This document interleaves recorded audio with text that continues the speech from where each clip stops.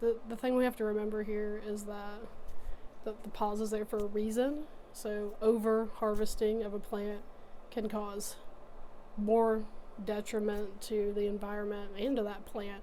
So you see this in ramps, you see it in a lot of our kind of Appalachian native plants that people really, really love, where there's over harvesting, and there has to be some kind of control on that just to make sure that wild populations don't get decimated, because it can take 10 years for it to mature from seed. And so when you're digging ginseng, they always tell you to do 3 prongs on the roots, and that's because a 3-prong root's probably about 5 years old. So you're making sure that it's old enough to have at least reproduced in the cycle.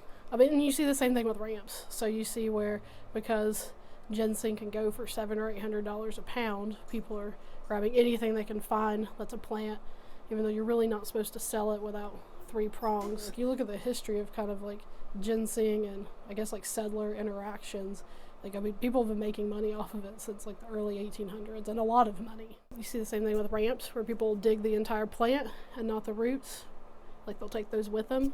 And so you see ramp populations kind of getting decimated, like you see ginseng populations. There's just not as much money on ramps, so you see it more rampantly with ginseng. At some point, you have to make sure that you're taking care of the environment. And there are times where people, we're part of the environment, and sometimes we're the worst destructors of the environment around us. So you can still dig ginseng on private property.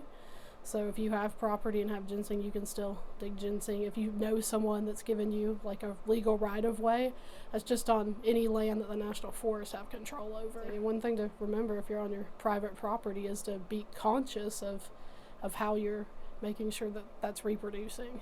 You could decimate your own ginseng population, and watch out for people. People will poach on properties as well. I mean, it's an issue, and it's just because it's really valuable. I mean, it's been kind of what you would call like a Appalachian gold rush since forever. So this is American ginseng, has a lot of healing properties. It's like antimicrobial, has it's able to help heal wounds and illnesses. I mean, and it's been used for thousands of years to do all of those things. So I mean, you remember, American ginseng's native. It's endemic right here to western North Carolina.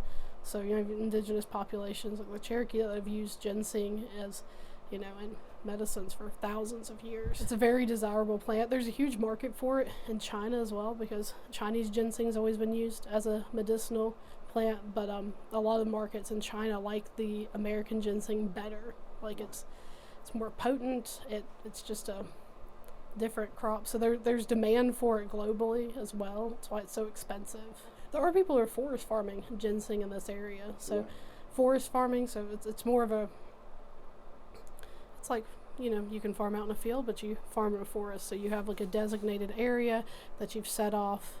You have some kind of control over, like, here are rows of plants. And so there are people that are getting into forest farming and actually cultivating ginseng to sell versus just finding wild ginseng.